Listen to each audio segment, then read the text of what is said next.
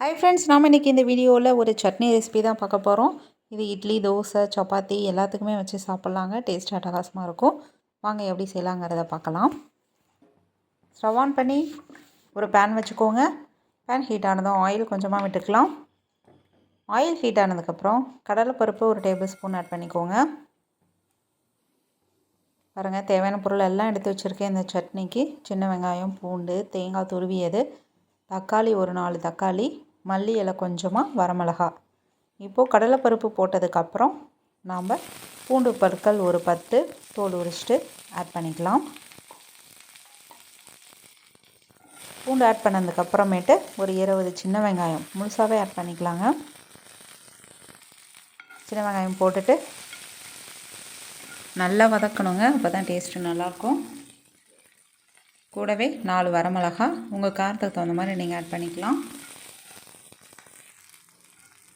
பாருங்கள், வெங்காயம் நிறம் மாறி வந்துடுச்சு. இப்போது நாம் கட் பண்ணி வச்சுருக்கிற தக்காளி ஆட் பண்ணிக்கலாம். 4 தக்காளிங்க, நார்மல் சைஸ் கட் பண்ணதை இப்போது ஆட் பண்ணிக்கலாம். இந்த மாதிரி இரும்பு கடாயிலையும் சின்ன வெங்காயத்துலேயும் செஞ்சோம்னாவே டேஸ்ட்டு தனியாக தெரியுங்க நமக்கு. இந்த மாதிரி இரும்பு கடாயில் வதக்கி செஞ்சோம்னா ஹோட்டல் ஸ்டைலில் நமக்கு கிடைக்கும். டேஸ்ட்டு அட்டகாசமாக இருக்கும். ட்ரை பண்ணி பாருங்கள். இந்த மல்லி இலையை நம்ம கடைசியாக தாங்க ஆட் பண்ணணும். இப்போது தக்காளி நல்லா வதங்கி வரணும். வதங்கிறதுக்காக இப்போது சட்னிக்கு தேவையான அளவு கல்லுப்பு ஆட் பண்ணிக்கலாம். தக்காளி நல்லா மசிகிற அளவுக்கு நல்லா வதக்கி விடுங்க. பாருங்கள், ஒரு 2 நிமிஷத்துலேயே தக்காளி நல்லா அந்த அளவுக்கு மசிகிற அளவுக்கு வதங்கிருச்சு. இப்போது நம்ம துருவி வச்சுருக்கிற தேங்காய் 2 டேபிள் ஸ்பூன் அளவுக்கு ஆட் பண்ணிக்கலாம். அடுத்ததாக நம்ம கட் பண்ணி க்ளீன் பண்ணி வச்சுருக்கிற மல்லி இலை கொஞ்சமாக. அவ்வளோதான். இதை போட்டுட்டு நாம் இப்போது ஸ்டவ்வை ஆஃப் பண்ணிடணுங்க. இப்போது இதை நம்ம பரட்டி விட்டோமா கடாய் ஹீட்டுக்கே இது ஓரளவுக்கு வதங்கிடும். இதை இப்போது நல்லா ஆற வச்சு மிக்ஸி ஜாரில் போட்டு அரைச்சி எடுத்துக்கலாங்க. பாருங்கள், ஒரு 10 நிமிஷம் நல்லா ஆறிடுச்சு.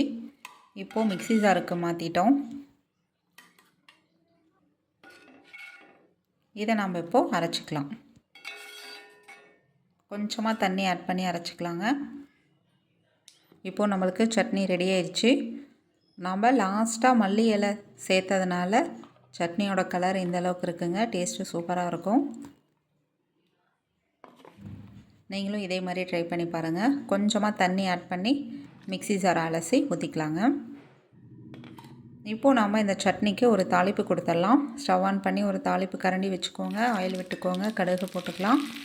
கடலைப்பருப்பு கொஞ்சமாக ஆட் பண்ணிக்கலாம்.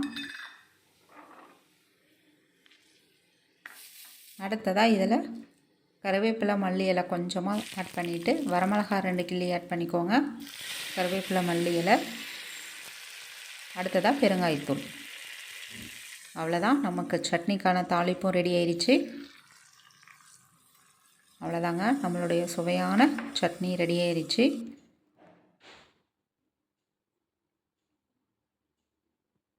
நீங்களும் நான் சொன்ன அளவுகளோட ட்ரை பண்ணி பாருங்கள். எப்படி வந்ததுன்னு கமெண்ட் செக்ஷனில் சொல்லுங்கள். இந்த வீடியோ உங்களுக்கு பிடிச்சிருந்தால் லைக் பண்ணுங்கள், ஷேர் பண்ணுங்கள், சப்ஸ்கிரைப் பண்ணுங்கள் ஃப்ரெண்ட்ஸ். தேங்க்யூ.